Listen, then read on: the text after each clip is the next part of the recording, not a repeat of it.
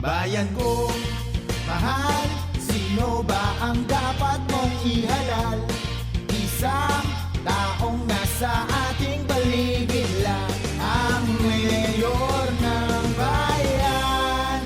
Nasa palad niya ang pagbabago ng takbo, at walang mangyayari kung hindi mo susubukan. Magbukas ka ng isipan, kilalanin ang harap, at dapat sigurado kang hindi mababalewala. Lahat ng boto ng kababayan natin ay may tiyak na mapupuntahan.